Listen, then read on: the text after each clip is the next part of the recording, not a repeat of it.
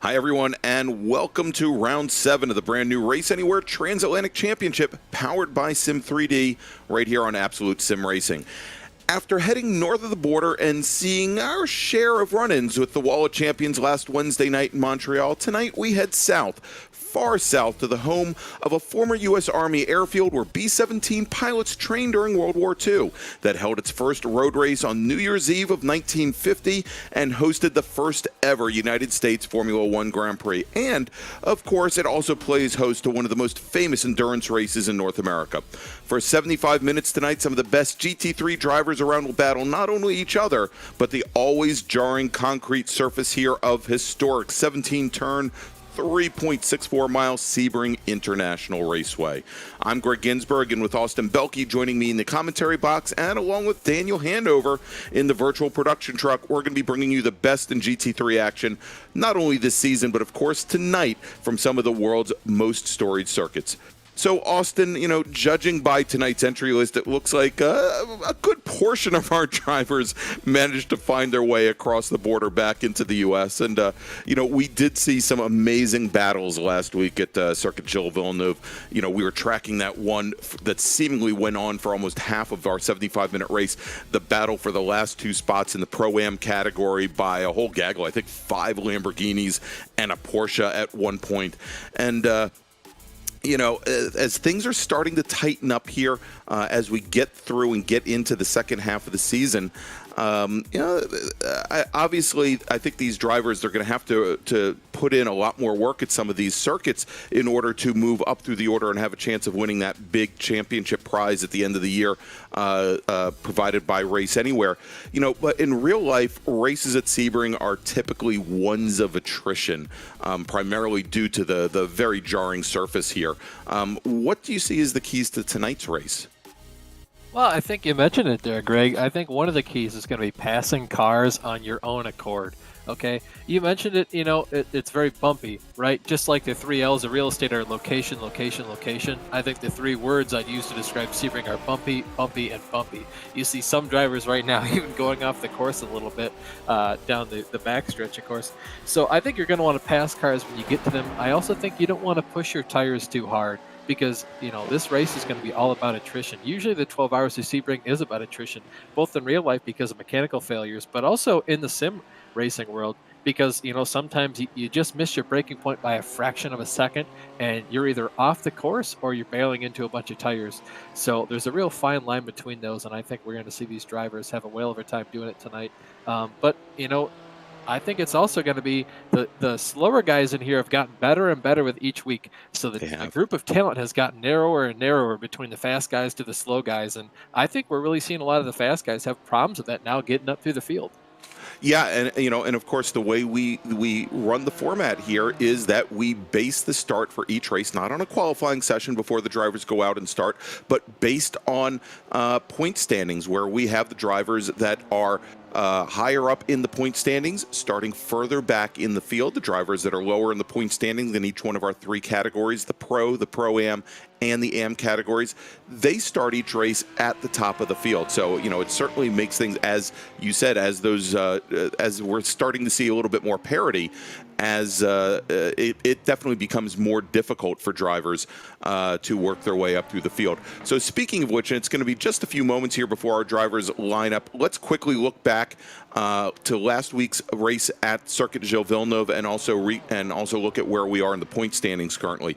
Taking the win in the Pro category last week with a margin of victory of over 20 seconds was Alex Ellis in his Satellite Racing Porsche, with Dave Menino in his SRT Esport McLaren finishing second, PJ Sturgios finishing third, only about 1 second back, actually less than 1 second, it was about 0.2 of a second back in his Inex Racing BMW, with Sean Campbell and Harry Wills finishing second and third. And if we take a look at the championship right now in the Pro category, Sean Campbell is your current leader in his TechSense McLaren, 495 points, but it is so close here. Only 10 points, separating first back to third, with Justin Brunner and his Inex Mclaren running second with 485 points. PJ Sturgios, as we mentioned, in his Inex BMW, running third now with 480. Then Dave Menino and Sean Ryan rounding out the top 5 with 455 points and 425 points, respectively. If we take a look at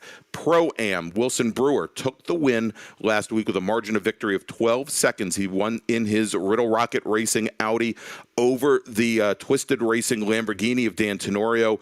Tenorio, his teammate Andrew Hewson, finished in third, a full lap down. Then Blake Scott in the Scott Racing Lamborghini finished fourth, and then Frederick Lavoie in his Alt Racing BMW rounded out the top 5. And if we take a look at the points,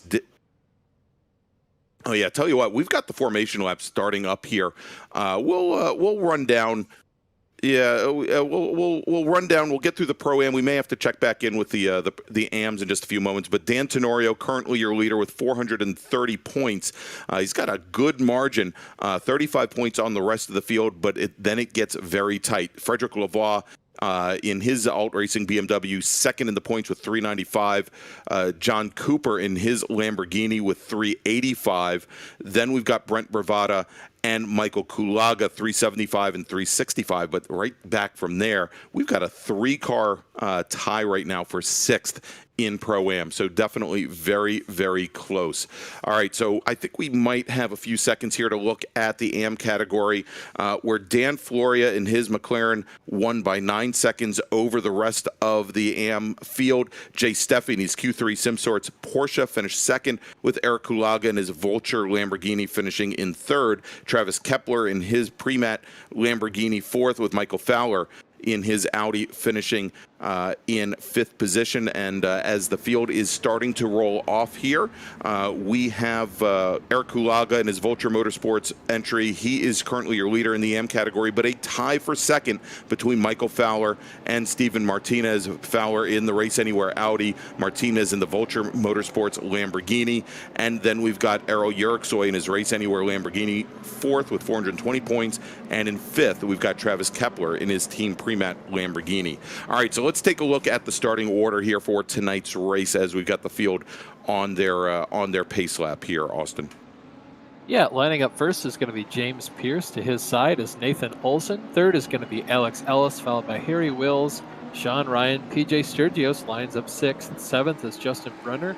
Sean Campbell lines up behind him in 8th and rounding up. And then going into the Pro-Am category, we're going to have Taylor Lane lining up first, followed by Thomas Fisher, Blake Scott, Casey Metzger, and Andrew Hewson. All right, then if we take a look there and we then take a look at the AM category, Matt Alvis is your pole sitter tonight in his BMW, with Andrew Hewitt starting second, Jay Steffi, then John Casey, Soska, and Plaisance will be 5th and 6th. Then we've got Travis Kepler and Jerry Forkolb, 7th and 8th. And then rounding out the top 10 starters, Errol Yerixoy and Dan Floria, starting 9th and 10th, as we have the field now making their way through and out of, I believe they were just coming out of the S's over by onto the, they should be coming actually onto the back straight here in just a moment, into the tower turn, turn 13, and now onto the, pardon me, not the tower straight, but the Flying Fortress straight, so named because there's actually an active airfield still operating right next to them in Sebring, but as I mentioned, originally an Army Air Force base for training B-17 Flying Fortress pilots. Here, as we can see now the AM field making their way out and back here, and making the run down the Flying Fortress straight over towards the chicane, otherwise known as Le Mans turns 15 and 16. And then they'll have that long run down the back straight here, Ullman Straight, towards the, we were talking earlier, Austin, about how bumpy it gets here, and I think no area more bumpy than the Sunset Bend over at turn 17, the final corner, that big sweeping right-hander here at Sebring. Yeah, by far the bumpiest area on the track, and it's one of the areas that's so hard to put the power down to make sure that you can actually accelerate off the corner because I've seen guys get it wrong a lot of the time where you can either go wide and hit the wall on the outside or actually spin to the inside and nail the pit entry wall. So there's a lot to go wrong there, but of course, if you nail this corner, it's a difference of at least a half a second per lap. All right, and the pace car bringing them around the aforementioned Sunset. You can see these cars bouncing around on the pavement. They're going to come down the front straight. They will enter our start zone right at the start-finish line. That is when they can start accelerating, and that is when the race will essentially get underway here.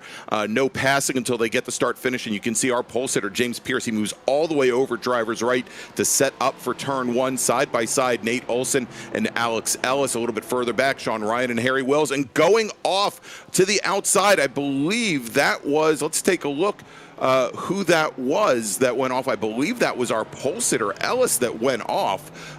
Big problems for him there as the rest of the field makes their way through, and now we should have our second group starting up. Taylor Lane going to go to the outside, cut back down to the inside. We'll see if anyone else gets it wrong like Ellis did going into this corner. It looks like they're all keeping it single file a little bit. Oh, Lamborghini going a bit wide there, stirring up a little bit of a dust, but other than that, everyone looks to be making it through there pretty clean. Yep, absolutely. And as they come through, we're on board right now watching the number 11 machine. That's Brent Bravada side by side with the BMW of Frederic Lavoie, trying to get a position here as they make their way underneath the bridge and head over towards the hairpin. You see our last group, the AM category, coming through turn number 3, making their way through the S's and into the big bend here with Hewitt. He manages to hold on to the lead for the moment with Matt Alvis running second, John Casey, Jay Steffi running in third. And now as we've got our front pack here, or probably not our front pack, that is the AM category now coming hard under braking into turn 7, otherwise known as the hairpin, and now going off on the outside there, the BMW of Matt Alvis. He's going to lose a number of positions, drop Alvis now back into 4th position in the AM category, as he is definitely under attack now by Kepler and Matthew Plaisance, as well as we jump back over here. A little bit further up, there we go. Actually, there is still Alvis, still trying to hold on to things in that number 27 machine. Yeah, we could see that Mclaren, the last of the late breakers, that was pretty impressive on his part. Andrew Hewitt doing a real good job making sure to brake early enough to pitch it into that hairpin turn. Right now we're still looking at Travis Kepler as he battles for second in class.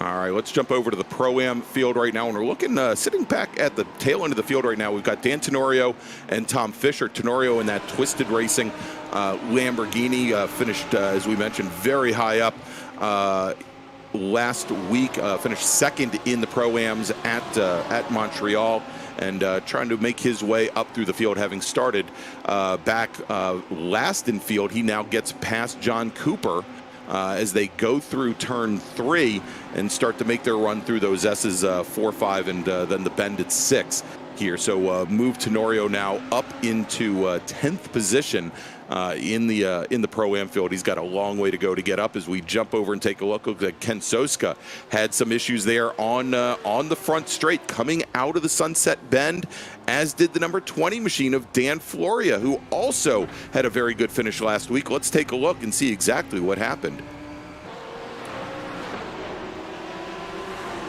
And it looks like just running wide at the outset there, and the exit of Sunset was Ken Soska. And now we're on board. Let's take a look with Floria as he came around Sunset, and he just had the rear end step out on him. Probably you'd think cold tires in combination with this really difficult surface here, Austin. Yeah, for sure. One of the things I've noticed most about the GT3 cars with this latest tire model is the first couple laps you're out there, you're kind of on pins and needles. The cold tires, our car is really, really prone to spin out like that and to snap of oversteer in the middle of a corner. So not too surprised that we actually haven't seen more drivers do that exact same thing in Sunset, because that's one of the hardest problems you can have to deal with in the car here at Sebring. So, but again, not a big deal for him. He was able to get it back going and Thankfully, it shouldn't ruin his race too much. Now we're looking at Travis Kepler again here, fighting again with another Lamborghini. These Lamborghinis seem to be really, really racy, especially with each other. Yeah, without a doubt. And well, you also find that a good portion of that AM field, as we were watching Kepler there, made up of Lamborghinis. I think almost half the AM field is out of Bologna. So let's take a look here. And I know we're having a few technical issues at the moment. As soon as we get back to live action, we'll bring you that just to reset the field. In the meantime, at the top of the order right now in the pro category, Alex Ellis in the number 1 Porsche. He was your winner last week at Circuit Gilles Villeneuve. He leads those pros. Nate Olson in his Lamborghini running second, about 1 second back. PJ Sturgios about a half second back from there in third in his Inex Racing BMW. Then Sean Campbell and Justin Brunner. See, right now we're looking at Alex Allison, his Porsche. He had a really good race last week. Like I said, managed his tires, was just able to keep it out front all race long around the street circuit of Montreal. So he did a great job last week. But if you look just behind him, just like you said, Greg, Nathan and PJ hunting him down right now. PJ made really, really good progress up through the field, currently being trailed by Sean Campbell and Justin Brunner, the other two heavyweights in this title fight for the pro category. So we can see Thomas Fisher, it looks like, having a bit of a problem. Yeah, it looks like he's sure pulled. Yeah, I'm not sure what happened there. As he just pulled off to the side, coming back out of Sunset there. But and now you can see he gets back underway. You know, maybe it's the fact that he's got Nickelback on the side of his race car. I don't know. That certainly could be part of it. That's right. But as we're trying to get some of these technical issues out of the way, you saw there with Ellis, Olson, and Sturgios at the front of the field, and PJ Sturgios, if anything, we've seen him to be a very aggressive driver, not only early in the race but also late, and he was all over the back of Nate Olson. As a matter of fact, I'm getting word now that he has moved up and around Nate Olson to move Sturgios in that BMW in the second, and he is about 0.8 back from Alex Ellis. Back in the Pro-Am category right now, Taylor Lane in the number 32 Lamborghini. He is currently your leader with Blake Scott running in second. All right, and here we go back to live action, and we are on board with that number 32 machine. Taylor Lane, your leader in the Pro-Am category. You can see there as he pops the curb going through turn number 3. And starts to make his way around. You can see Blake Scott now a little bit over a second back, maybe out of what little draft there is to pick up in this section of the track, with Casey Metzger in his Lamborghini a couple tenths back from there, as they all three go through the hairpin, starting to separate things out just a little bit from Andrew Hewson and Tyler Campbell. But let's take a look here as Frederick Lavoie back behind Campbell, Lavoie and Brewer going at it. And here, let's take a look at the 33 machine side by side with that was the 17 of Tenorio. Good move there from Lavoie, managing to hold Tenorio back. Oh, and there's Lavoie, just as we were singing his praises, Austin. He goes around. Yeah, that's one of probably the second trickiest corner on the whole circuit right there. It's really easy to misjudge your braking point. You'd be surprised just how much that point of perfect braking moves around as we see another car off the track. But right now we're looking at Errol Uriksoy. This is a battle for second in class. Currently, very heated battle. You can see just behind these two guys right here, there's a whole train of cars. Very antsy, I'm sure, get around not one but both of them. Yeah, they're all queuing up here as they come out of the tower turn and onto the Flying Fortress straight here. Is we've got the leader in that field right now is Jay Steffi in the 49 machine. Then back behind him, and you can see people starting to queue up behind our second place runner, Errol Uriksoy, Martinez, Casey, Kepler, and Plaisance, all in that bunch. But Jay Steffi, he has started to walk away from the rest of the field here early on. And good run by him. Steffi finished second in the AM category a week ago. And let's look at this: 3 wide, going down the Flying Fortress, or probably not the Flying Fortress, the Ullman Straight, the back straight into Sunset now, and that is Kepler, it's Fowler, it's Eric Culaga and Kepler side by hard side. at the wall. Car's airborne. Oh my goodness, that was crazy. That's going to be Travis Kepler involved. I think Dan Floria might have caught a piece of that. Yeah, that was unfortunate, and that's sometimes what you see happen coming out of Sunset there, as the drivers again trying to fight for grip there because of the very uneven and bouncy pavement there, and to some extent a little bit of a parallel to what we had over at Circuit Gilles Villeneuve, or a classic street course. The concrete walls coming out of Sunset and on the front straight, very confining here at Sebring.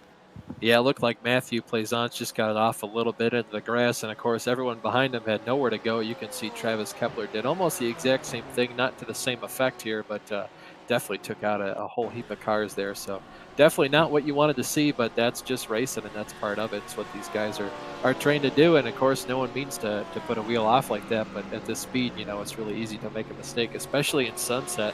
You saw that just before that too, the battle that was just behind those guys. They were going 3 wide into Sunset. Sunset is one of the trickiest corners because you have so many different braking points. So many guys choose to brake really late, turn the car. Some guys want to brake early, get the car to rotate for the entire corner. Just really depends. Yeah, and we have a driver that had gone off on the outside there as we were sitting on board with PJ Sturgios. That was Alex Ellis, who was our leader in the race, our pro category leader. Let's take a look at the replay here. He had such a strong race a week ago, but going into turn 3, he just gets the braking wrong, rear end steps out on him, and that's going to move PJ Sturgios up into the lead with Sean Campbell running in second, and now Ellis has to fight his way all the way back through the pro category as he's sitting in 5th. Yeah, I'm not quite sure. They're looking at the replay if Alex just misjudged his braking point or got the right sides a little bit in the grass there to help spin himself out. But again, that's just one of the tricky things about Sebring. This track, again, like you said, Greg, it's going to be about attrition. I'm really interested to see, though, how this battle between Sturgios and Campbell ends up working out, because these are 2 of the fastest guys, and, they're both high up in the points, so the higher you can finish, the better off you can do. These are 2 of the fastest, so I'm curious to see how that'll work. All right, and you saw that replay right there with Wilson Brewer having some contact with another driver there, and I think that was Brent Bravada that he got into over at turn 3. So that's going to move Brewer now back into, or was it Metzger? I'm getting word that Brewer was back. Now let's jump back. This is the battle for the lead now. You were just talking about it a moment ago here, Austin, with PJ Sturgios and Sean Campbell as they come through Sunset onto the front straight. And you said it. There are so many different ways to go into that corner, and it's very difficult to determine any markers for your braking or what have you, because it is so wide over on driver's left that it extends out. There's a lot of runoff area there, and it just looks like you're just in a big giant parking lot for that matter, and you just have to kind of look through the corner as we go through here, and we follow Sturgios and Campbell as they come through the 3-4-5 complex, and they're going to make that run down to the hairpin. Let's see if perhaps we see Campbell try to put that Mclaren underneath the BMW under braking here at the hairpin turn 7. Yeah, it just wasn't close enough, but you could see all the time he was gaining down the front stretch. I'm not sure if that's just the power of the draft, or maybe the McLaren is just a bit more trimmed out than Sturgios' BMW, but that's certainly going to help decide, tire wear at the end of this race. So I think right now, maybe if you're Sturgio, you might know that, and you're, making sure you can just try and put as much blocking or dirty air on Campbell as you can to make sure that he wears his tires out. But you can see these guys really going at it, bouncing over the curves that help get the cars to turn more and more. You can see Campbell thought about looking to the inside there, but not quite. Really hard to actually get a pass on this side of the track. So you can see him playing with the wheel. A little bit of wheel spin there is coming off the corner, but that's just part of it. Yeah, that turn 13, the tower turn, really more high speed than you would expect when you look at it coming in. But I think you can tell here from these drivers how much they carry through there as they now come through Le Mans through the chicane. We're going to jump on board right now with James Pierce here, and Pierce went off, and you can see now. I think he he decided to to bring that car into the pits and take his first pit stop. I think Pierce now running 28th overall. As we look now at this is Andrew Hewson in the number 40 machine. He goes off at turn 3, so we're starting to see those little mistakes creep in here, much like we did mid-race at Circuit Gilles Villeneuve. Yeah, boy, that was a close call there. He almost backed his Lamborghini into the tires there. I think that's probably going to be our close call of the race. I don't think he could have gotten any closer to touching those tire barriers. Luckily for, though, no damage, of course, on the rear end of the car. It's less about drag at that point, more about downforce, not just the wing, but also the rear diffusers. We can see Wilson Brewer and Brent Bravata really going at it here down the backstretch, going into sunset. You can see a little bit of a different line for both these guys. One takes the high line, one takes the low line. Kind of does a crisscross between the two of them. You can see battle for 5th in class. These guys are having a blast right now, I guarantee it. Without a doubt here, as they're using every last inch of the pavement now, going down into turn 1. And they both have to avoid that was a hard lick. Yeah, they both have to avoid. Brewer goes off into the barrier. Bravata had to go and avoid as well. And it looks like the driver that might have been off there, I think that might have been Blake Scott. But we'll try and track and hopefully get a replay here in just a few moments. Here as we check it out as they come through turn number 1. And there it is. It's the 22 machine of Blake Scott, as we expected. Did not get the brakes locked down. He rolls into the middle of the track, and then we saw that battle. Those two cars side by side coming through. Oh, and you see there is Scott tried to maybe back off the track at the last moment and gets right into the path of the Audi. That really spells I think doom for Michael Fowler. Although it looks like Fowler, he's got the car back underway, got that Audi back underway. He may go and rejoin this race.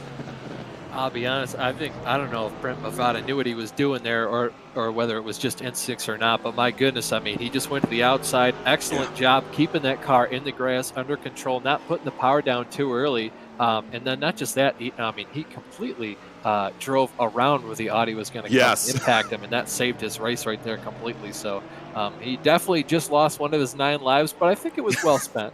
Yeah, I would say that definitely very well spent, and unfortunately, I think Wilson Brewer in the Audi, unfortunately, he lost a life or two, maybe more than one in that incident there. Very unfortunate to see that. As we jump on board now with we're taking a look at Jason Bridges, currently running 6th in the AM category. And got a couple cars queued up behind him. He's got John Casey in the number 78 machine, who had such a strong run for so long at Circuit Gilles Villeneuve. And look at this, getting a slowdown. Jason Bridges coming through the chicane at 15 and 16, and you saw as he had to let those drivers by, letting both Jerry Forkolb, letting John Casey by as well, and looks like Casey Metzger in the Pro-Am category, not able to get around, but somewhat unfortunate there as we now see Bridges getting back underway here on the front straight. Yeah, you'd be surprised just how hard it is to pass here, because you can be faster in all the slower, more technical sections just because of talent. Maybe the turns blend themselves more to your driving style. Sometimes it's even car setup. But when you get to those long straightaways, it's so aggravating because all the time you gain, sometimes the guy just gets a much better run out of, just before the, like you said, the backstretch. So you can never pass that guy. And all the corners are so hard and tricky to get around, especially dirty air plays a part of it. Sometimes you just catch a lap car at a bad time, and it's really hard to get around him at that point. So it can be real aggravating. But those slowdowns especially are one thing that just makes you so mad as a driver, because some of these older tracks, they don't have the rules page like some of the newer F1 tracks do, where it tells you where you get a penalty for cutting the course. So you can gain probably only a tenth of a second, but iRacing is going to go ahead and say, you know what, I think that was worth a whole second, so you're going to need to slow down because looks like you cut the course. All right, so we're on board right now with Michael Culaga, and just ahead of him, John Cooper. This is the battle for 5th right now in the Pro-Am category. And you saw there Cooper having some issues going through the chicane. He also had some issues, it looked like, coming out of the tower turn that really allowed Michael Culaga to pull up alongside here. And here as we check now as they go through Sunset, can Culaga get by and not able to pull by here? And it looks like Cooper's able to hold on for at least a couple more corners as they come past start finish, under braking into turn 1. But you can see here Culaga definitely showing the nose and running some alternate lines to Cooper just up ahead, I think, to get in his mirrors. Yeah, one of the best ways you can try to pass a car is to force them into making a mistake. And one of the easiest ways to do that is just occupy that space in his mirror. So he has to think about where you are, what you're doing, how he can defend from you in certain cases. What he needs to do is, you can see, it looks like Jason Bridges currently trying to take his spots back. Looks like he can get one from Casey. Now he's going to try and hunt down, I think that's Culaga in front of him. Hard to say for sure. No, it's well, I think that's an out-of-class car just ahead. It's yep. I was going to say that's an out-of-class car. I think that's Floria up ahead in the Mclaren. Yeah, just getting where that is Dan Floria in another class. So Jason right now currently, trying to eke his way down on the straightaway to try and get by him. I'd be surprised if he lets it, just if he just rolls over here. It looks like he's going to fight him a little bit, but not too hard. Could have certainly stayed on his door a little bit more there, but I think he kind of knows that Jason's faster, so he kind of lets him by with that. Yeah, I think finally he let him by there as Jason was trying to get up to Jerry Forkolb in the Mercedes next in line. Now let's take a look here and maybe how Andrew Hewitt in the number 21 machine ended up where he is, running 10th right now in the AM category, as he goes and puts that car wide going through turn 1. And a number of drivers get on by, but again, maybe flat spotted tires, but no other damage to the car there. As we jump now up and look at this. Look at this incident. This was the number 2 machine of Justin Brunner and I believe Nate Olson as well, as they were coming out of the chicane, coming out, and let's see. Well, it looks like we're jumping back to live action here. That was a replay there, but Nate Olson and Justin Brunner with problems coming out of 15 and 16 onto the Ullman Straight. As we jump back now to Jason Bridges in that 35 machine. He's trying to get up to Jerry Forkolb, next driver in line in the red number 73 Mercedes. You saw him just come ahead onto the front straight, just probably about 15 car lengths ahead.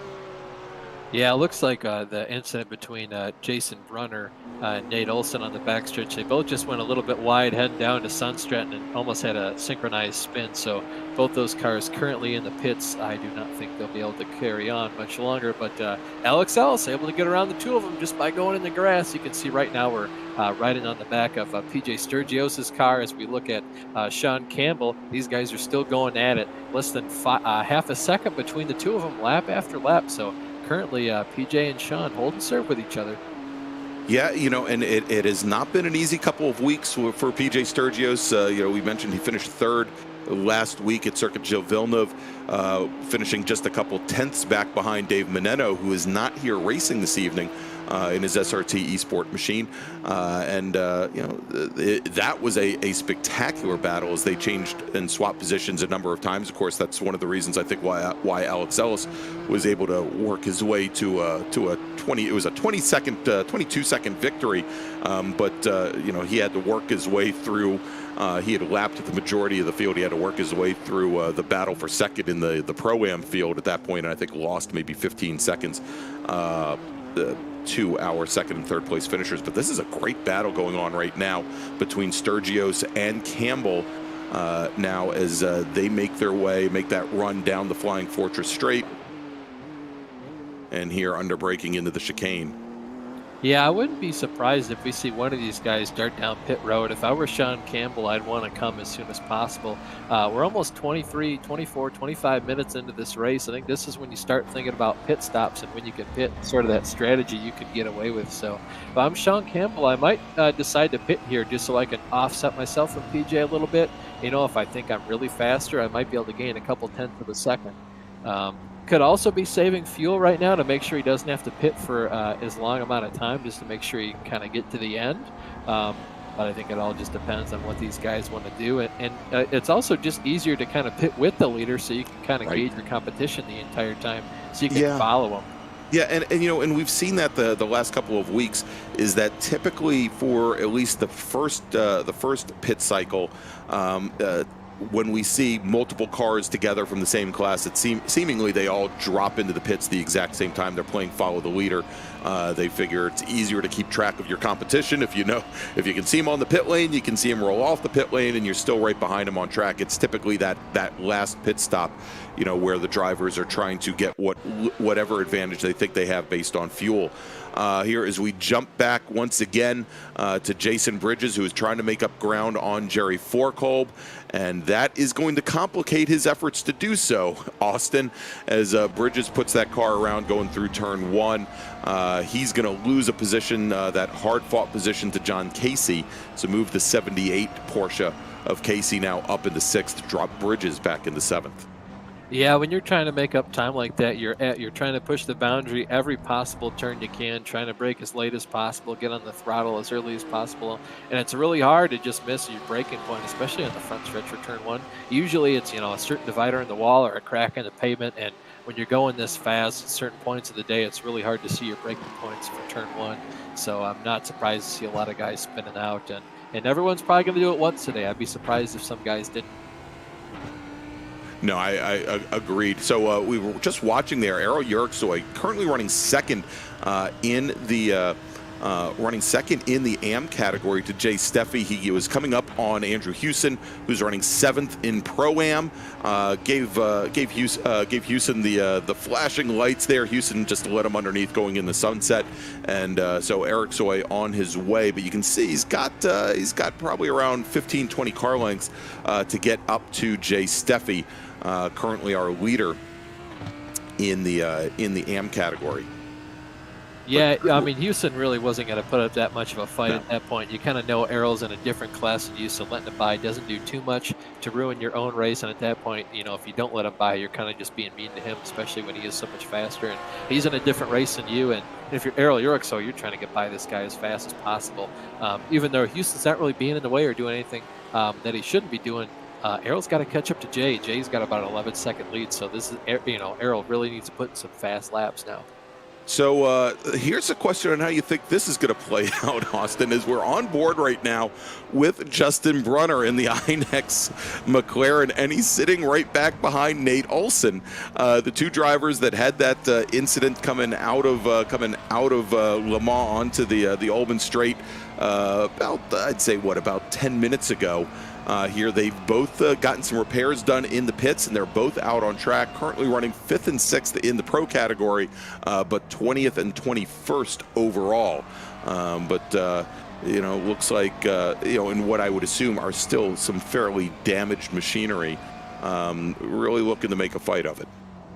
Yeah, I mean, these guys are going to fight. I don't think there's any hard feelings over what happened. I think they were just racing each other too hard, got in the grass, and both spun out together. But they are on the same lap, so this is for position. I am also interested to see. Kind of surprised Justin's able to hold on to Nate this well, given the fact he kind of doesn't have much of a front end at this point. No. It's certainly at least a lot less of a front end than Nate does, for certain. So. I'm interested to see how it plays out. I think these guys are having a blast right now. Unfortunately, it's hard to have too good a time when you're out of a race like this, but at the same time, you know, Justin started well down the field. He started 7th in class, so he's trying to get as many points as possible, so I wouldn't be too surprised if he were able to pull away. But, you know, sometimes certain tracks just lend themselves differently to different talent. You can see they had to check up really hard there for a car going into the pits. I believe that was John Casey. Slowing down to make his first pit stop. So that's what happens when you try to cut Sunset a little bit too close. Yeah, I was going to say this might be the point. Oh, and running wide and spinning, coming out of turn number one. Looks like we lost Nate Olson there for the moment.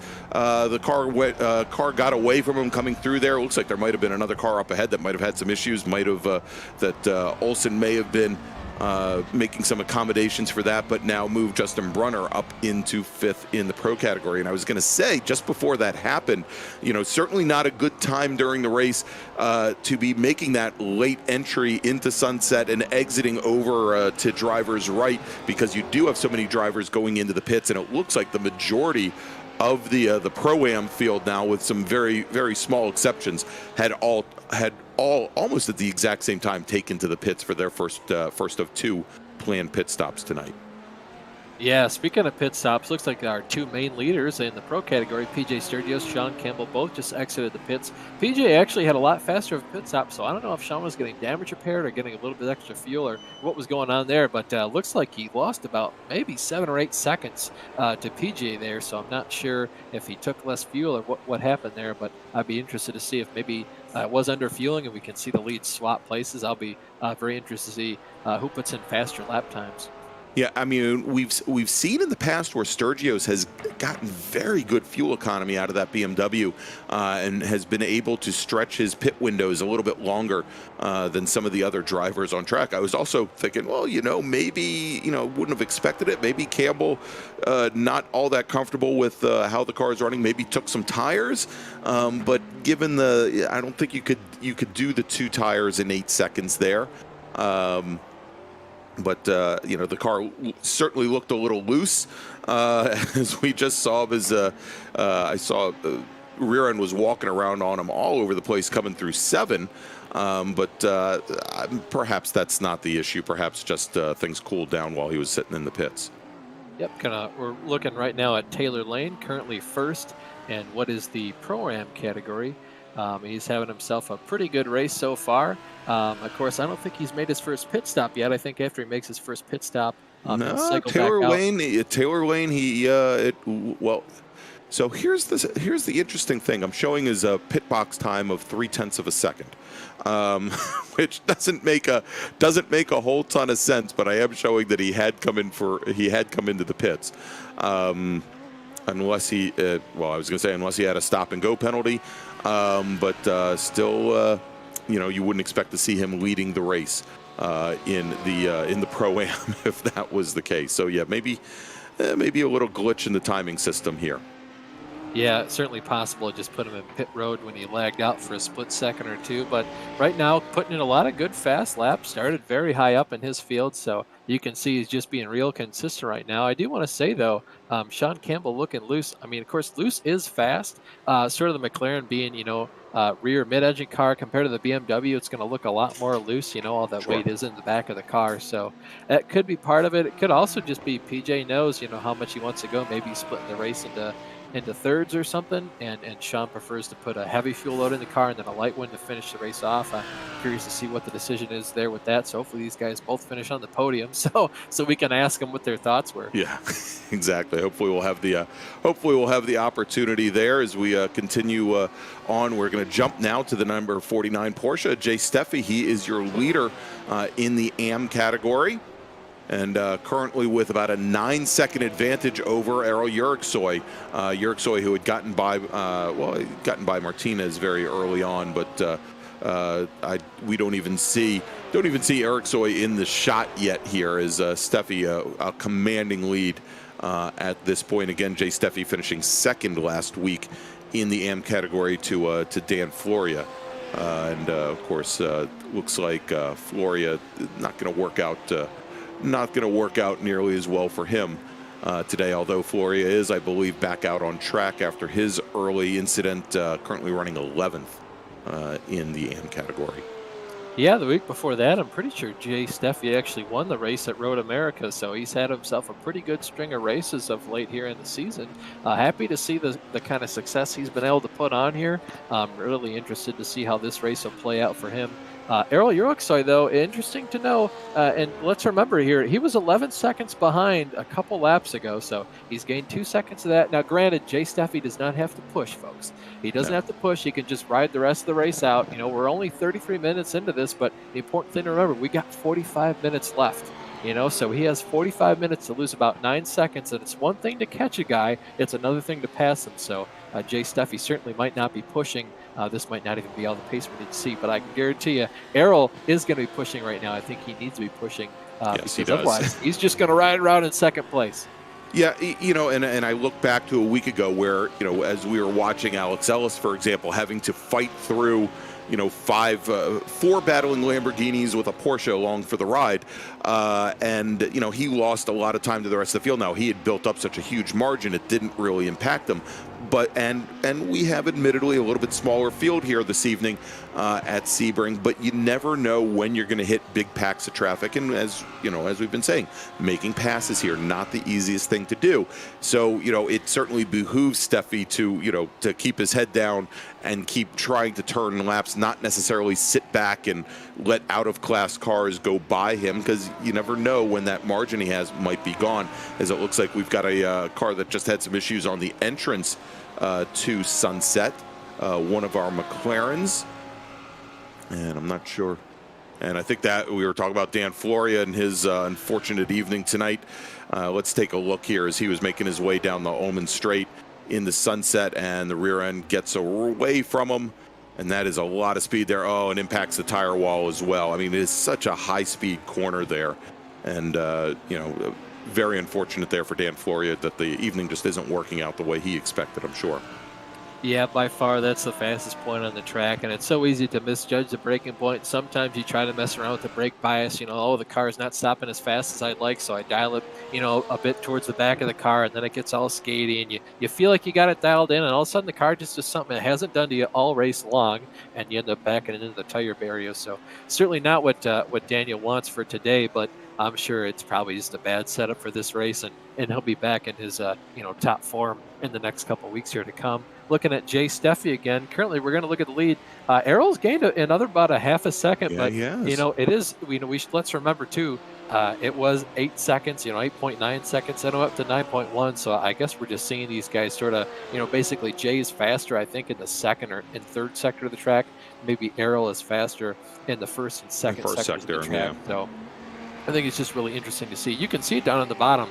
Errol's faster in sector 1, 2, 3, but Jay is really pulling the advantage back out in sectors 4 and 5. So that's sort of just the ebb and flow of these races, and this also doesn't account for traffic. It looks like both of them had a pretty clean last lap, so this battle is really going to shake out here at the end. One thing I do want to point out, too, the battle in the pro category has stayed about 6 seconds of a lead Sergio's has on Campbell, so not much is going on up there, but still interested to see how that is going to play out. Ooh, and talk about braking issues. There we go. Take a look at this as Alex Ellis, don't know what happened there, goes into turn 7, goes into the hairpin, does not stop at all. Looks very reminiscent of a good friend of mine who used to run in Trans Am,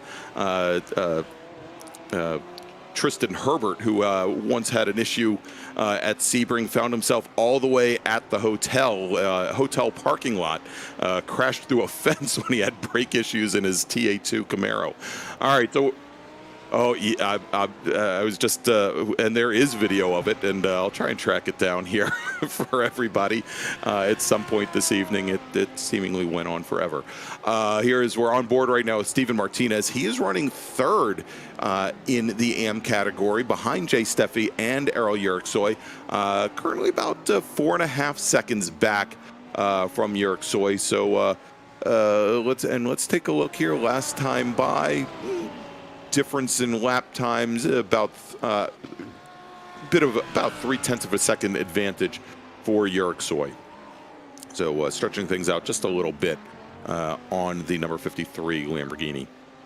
Yeah, you can see some of the different splits here at the bottom of the screen. You can see Martinez is doing a little bit better in most of this, a little bit worse, sorry, in most of the sectors, most of the laps, anyways. Losing about a 1 second, sometimes a little bit between a half a second to a full second.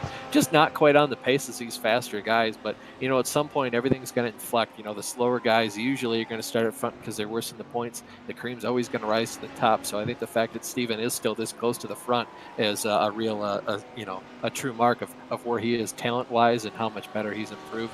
And especially, too, some people just don't like Sebring. I really like Sebring, but I know a lot of people don't like it. It seems hard to imagine. You can be even American and hate Sebring, because it's got so much, class and history of it. But it's just one of those things, not everybody's cup of tea. No, definitely not. So Martinez currently running, and again, very strong here. Currently running third in the points after 6 rounds in the AM category, and of course, Eric Culaga is our current points leader by a pretty good margin. As a matter of fact, Martinez currently is in a tie with Michael Fowler, and so with Fowler's issues in the Audi today, that creates a real good opportunity for Steven Martinez if he can keep his head down. All right, so we're on board right now with Dan Tenorio currently running third in the Pro-Am behind Taylor Lane and Tyler Campbell, and about 4.5 seconds back from Tyler Campbell's Porsche right now, and it looks like Tenorio with just a lot of open track there. Nobody ahead of him. He's just got to put his head down and turn in fast laps. Yeah, one of the most fun things you can do in a race is have good track position, be in a fast car, and just kind of put your head down and not have to worry about traffic or anything else, especially when you find yourself in the middle of a stint. Everything else kind of goes away, and you kind of just, you sort of go into not like sleep driving, but almost it's like a trance, or like you're almost teleported to a different dimension where you just put in fast lap times and you don't even know, but all of a sudden you went from 45 minutes left of the race to 10 minutes left. Yeah, I was going to say, I think trance is probably the perfect term for it. I was going to say I can recount so many times, but the point is you can't recount all of these laps that you can put in, during a race that, it just all comes down to muscle memory. All right, so let's take a look here at Andrew Hewitt in the McLaren, currently running 10th as they come under braking into the hairpin. And, looks like we had a little bit of a tap there from the 27 machine getting into the back of Hewitt and continuing on that number 27 car. That was Travis Kepler's Lamborghini getting into the back of the 21 McLaren. Right now we're looking at Brent Bravada as he goes through in his twisted Lamborghini. These twisted Lamborghinis that really usually have really good setups, and of course the guys that drive them are also incredibly talented, so that's really going to help them out too. But both these drivers just putting in a lot of fast laps, keeping their heads down, really doing what they need to here in the middle stages of this race. And we are now just a little bit over halfway, about 40 minutes through this 75-minute battle. Let's just recap the field here real quick. Top 3 in the pro category, and you can tell the pros, they've got the white number boards on the sides of the cars and the white little slashes on the side of the timing tower there. PJ Sturgios, there he is in the Inex Racing BMW trying to slice his way through traffic. He is your overall leader in the pro category, with Sean Campbell currently running second in his McLaren. Sean Ryan also in a BMW running third. And look at that as Sturgios puts another driver a lap down.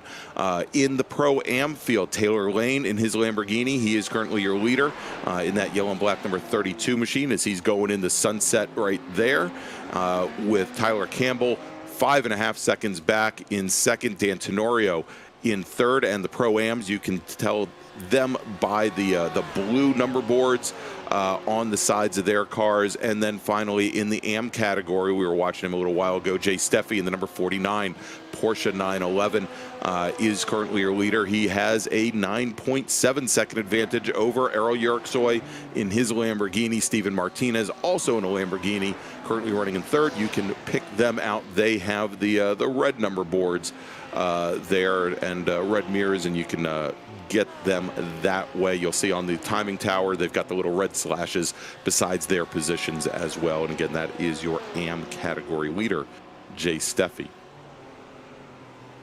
couple different scenarios going on with the leads here in the different classes. Sean Campbell has managed to get the lead down to 5.7 seconds in the pro category. And the pro-am category, it looks like Taylor Lane has kept about the same kind of gap as you see Matthew Ellis, just getting a bit wrong there through the later sections of the track. I think that's turns 15 and 16. Yeah, that's over at right the in front of chicane over BJ at Le Mans. Sturgis. You can see him flashing the lights and say, hey, watch where you're going. Don't get on track yet. There you go. So Matt Alvis gets that back underway.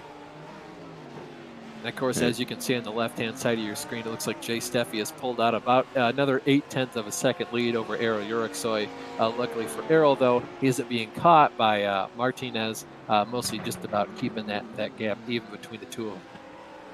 Yeah, we can see here Steffi starting to come up on some slower traffic. That may hold him up just a little bit here as he's got a little battle going on just ahead of him. But, again, he's still got a little bit of a buffer. All right, let's Greg, take I don't know if you saw that. Yeah, we're going to look at Frederick Lavoie here going a little bit wide here at the hairpin. Or excuse me, that's not the hairpin. Yeah. The turn after, the major turn after the hairpin. Right. I don't know if you saw that, though. Looked like Jay Steffi getting a little bit of oversteer going through that corner. Quite the sick drift he had going on. Yeah. The Drift King. All right, let's take a look here. And is that just ahead? We've got Michael Culaga and Frederick Lavoie. And that is a battle for position. That's the battle for fifth, just ahead of Steffi.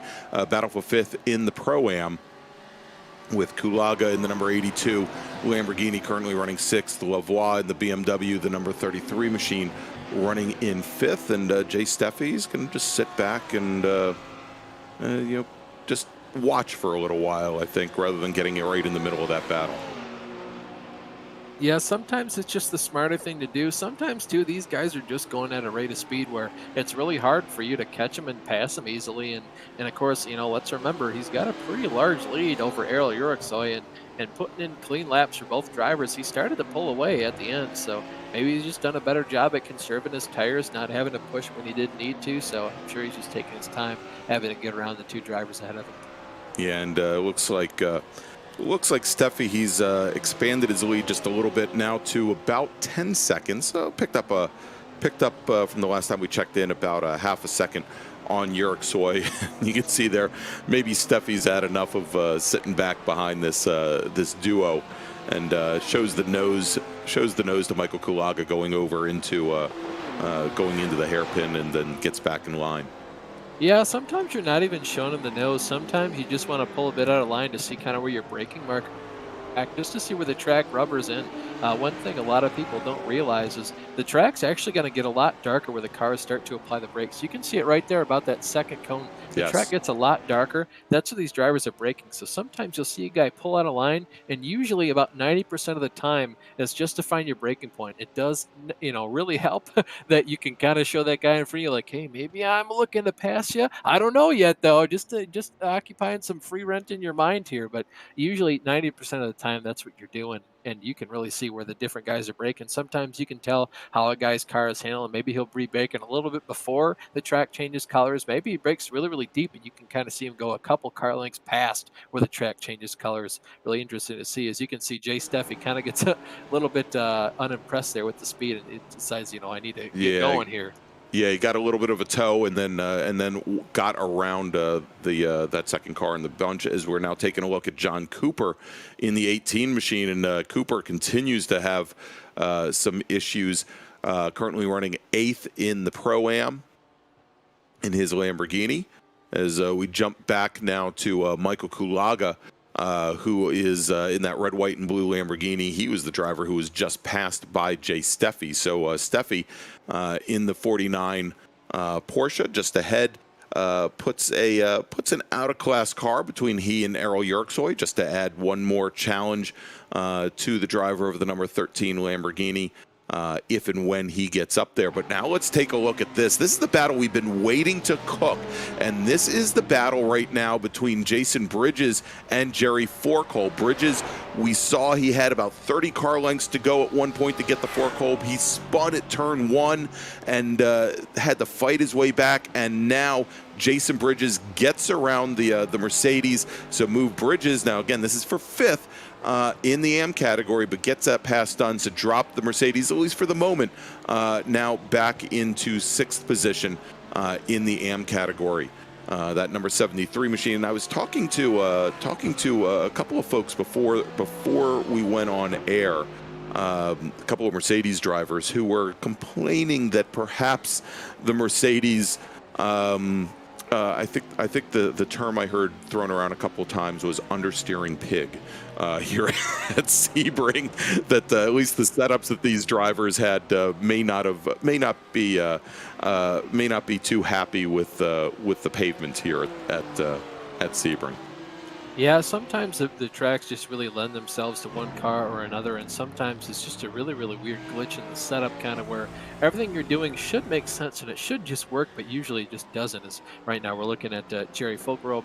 He was, of course, just passed by Jason Bridges, and we're getting into the later parts of the season where even though it just seems like that one position is worth a lot of points, and you're getting into the thick of things right now. Even though these guys are fighting for 5th and 6th on track, these guys could have started back in the field, so it's really interesting to see how these battles are going to play out here. So here's something interesting. I just got a little note. Very early on in the race, and this was I think on lap 2 or lap 3, we saw Tom Fisher in the number 59 Lamborghini pulled all the way over driver's left coming out of Sunset and just started kind of creeping down the front straight. Saying that he had gotten together with another car and it actually the shock in the wheel, I guess from the force feedback, actually broke his wheelbase and not able to continue. Basically, no steering. So a very interesting little note there as we continue to watch this battle now between Bridges and Forkolb. Yeah, one other thing to note, it looks like Sean Campbell is now taking the lead from PJ Sturgios. I have to imagine that was because they pit. Currently, the mark I have right now on my screen is about 36 seconds of difference. So PJ Sturgios, obviously, it looks like he did underfuel his car by a bit compared to Campbell, so you can see just a little bit of a differentiation in kind of fuel loads there. Yeah, and so that's exactly what happened, where Campbell came out in the lead as Sturgios had to drop more fuel in that car, and that also moves Sean Ryan for the moment now up into 2nd place as Sturgios takes that second pit stop very, very early. Remember that after the first pit cycle, where both Campbell and Sturgios came into the pits at essentially the same time, Sturgios exited with almost a 5-second advantage. But again, now we know took a lot less fuel than Sean Campbell in that very first pit cycle. Yeah, I'm not even sure actually if Sean Campbell is pit once again. I'm looking on my lap times here, and he's been putting in a lot of solid 2-minute stops. So unless maybe this lap 15, nope, that's. I'm still showing him as just a single pit stop so far. That Sturgios of the top 3 is the only one that's come in twice. Yep. So we'll certainly have to see how this lead shakes out. Excuse me, as we see right now, we're looking at Sean Ryan still. He has assumed 2nd position, currently only 3 seconds now ahead of PJ Sturgios. PJ's putting in a lot of really fast lap times. It was 4 seconds just a lap ago. Yeah, and you can see there coming out of turn 12 and 13, the tower turn, and over down the Flying Fortress straight. You could see the other BMW for a moment there in the frame. Matter of fact, Sturgios just entering the chicane here over at 15 and 16, and there he is. So the Inex Racing number 57 machine, it's coming. That Sean Ryan's probably going to have to watch that relative screen, watch his mirrors here in just a few laps. Yeah, I've been in the same position as Sean Ryan here a lot of times. Usually this is about the time I'll ask my teammates or my spotter where the Jaws theme is coming from, because you can definitely hear it at this point. You can see the relative decreasing, ever so slightly, turn after turn after turn, as the car behind you slowly creeps up. We're going to look at this battle for 5th in class between Jason and Jerry here. Yeah, as this is continuing to go on, and for as much ground as Bridges was able to make up on the Mercedes of Forkolb, not able to sneak away there. Great little battle going on, and it may just be now that Forkolb he's got a little rabbit or a carrot to chase here. Not ready to give up the fight. That's exactly it, Greg. One of the things I've noticed, and I was a bit skeptical, is when I first heard it from my buddies. Some guys are really just better following cars. Yeah. I've seen it a lot in my road racing leagues myself, where I can catch a guy and pass him pretty easily, but for some reason I can't pull away from him after I pass him. Some of these guys are just a lot faster when they do have a rabbit to chase. Sort of a braking marker, how hard they can push the car, and it all just depends. Some guys are like that, and that's just one thing that they have to deal with, and it makes them a lot harder to pull away from. And harder to race around in general. Well, I'll tell you, in racing in real life, I'm definitely that way. I find that running from the lead, racing from the lead, I end up overthinking things quite a bit. Whereas when you're sitting back behind somebody, you've got one goal, one focus, and you can watch and see what the driver does ahead of you, turn after turn after turn, and do you need to push harder into a braking zone? Do you need to open up a corner just a little bit more in order to carry more speed? All the little things that you don't necessarily have that focus when you're looking back and you're trying to determine what the guy behind you is doing, that he's making up ground on you. You spend less time thinking about, basically less time thinking about what you need to do to stay ahead. Yeah, certainly. It's also just hard to be the guy who sets the pace. You don't know how hard I should be pushing my tires, or I can be saving fuel. Right. It could also just be, maybe Jerry's taking advantage of all this fuel saving in the draft that Jason is opening up for him. Yeah, and this is a replay here of Matthew Alvis, who was running down, I believe he was running at the time in 8th position, actually 9th position in the AM category, as we saw him impact the wall. And I think we're going to take another look at it from inside the cockpit here as the rear end steps out and smacks the wall. Driver's right at the inside there. And that likely is going to spell the end for that BMW today. We'll have to see if Alvis, who is in the pits right now, if he's able to get that car repaired and to continue, currently sitting 21st overall and now 9th in the AM category. Yeah, certainly that's another thing you'll see a lot of guys doing. Just another place you can get that sunset bend all wrong. Actually happened to one of my teammates, I believe, in the 2019 Sebring 12-hour race. One of my teammates put our Mercedes AMG GT3 into that same wall at about that same spot. So, again, one of the common places that you'll end up nosing into the wall, and it's just part of the magical things of Sebring. Yes. All right, and seemingly appearing out of nowhere. Let's see here. This is the 39 machine of Nate Olson. Of course, we had been watching Olson and believe it was Hewitt not Hewitt, I'm sorry. Brunner. It was Brunner that we had been watching earlier. Brunner has managed to work his way now up into 4th in the Pro-Am, or probably 4th in the Pros, to 19th overall. Olson still sitting back in 6th, 27th overall.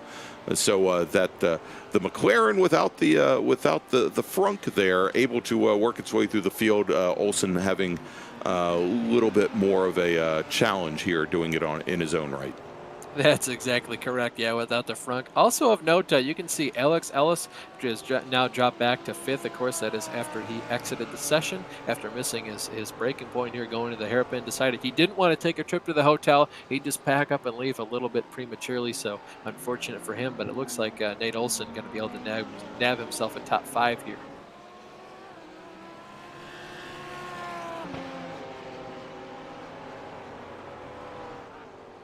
As we follow on board for the moment here with Nate Olson, and he's got one of our BMW drivers sitting right behind him. That's an out-of-class machine. Got to be Lavoie, I believe. Yeah, I think that was Lavoie. Let's take a look at Eric Culaga, who we were watching a little bit earlier today, as Tyler Campbell there right behind him in the Porsche under braking going into turn number 3. And also heading into looks like PJ Sturgios has caught Sean Ryan here, a second between them. So this battle certainly heating up. We'll have to look at that in the next half a lap or so. We're going to actually look at it right now. You can see the jaws seems getting a little bit louder. The dun-it, yes, getting a lot closer and closer as he's hunting them down. These guys, of course, on the same car. They might have a different setup, but usually this is where it all comes down to tires and driver skill. Also, fuel loads could be one factor too. PJ, of course, actually probably has a lot more fuel in his car than Sean does, because PJ, I believe, has already pit. I don't know if Sean has, but I can't believe he hasn't. It would appear as if he has not. I can tell you right now, though, folks, Sean's been putting in a lot of 2-minute 1-second lap times, and PJ has been putting in a lot of 2-minute lap times. So certainly about a second faster a lap.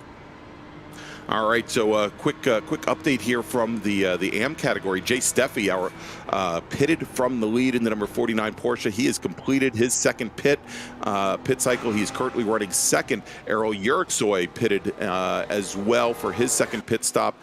Drops from third down to fourth. As we take a look now here at PJ Sturgios, because Sean Ryan brought his BMW down into the pit lane to take his second stop. And I am showing that Sean Campbell did take his second pit. Yeah, we just saw him come out of the pits. It looks like PJ Sturgios lost about 4 seconds to him over the course of that entire stint. I'm not sure if that's just overall pace or not, or maybe, that just depends on when each person took their fuel loads. So, apparently that is going to be pit stop time. So it did just come down to the amount of fuel they had to take. But of course, everything should be balanced out here at the end. So maybe we'll see Sean has to save at the end. It also could just be at a raw pace at that point. I'd be interested to see if the pit times maybe mirrored each other, a 45-second pit compared to a 40, and then a 40 compared to a 45. So we see Brent Bravada, going to look at him going into this corner. It looks like he just goes a bit wide, puts the left sides in the grass, and does a little bit of a half spin there.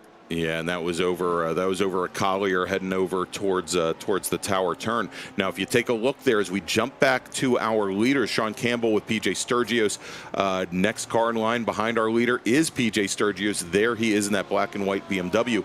Now, in looking at those pit stop times, Campbell's second pit stop almost 6 seconds faster than PJ Sturgios. So obviously having to take on much less fuel here as the time starts to click down, as we now have only about 15 minutes remaining here in this race.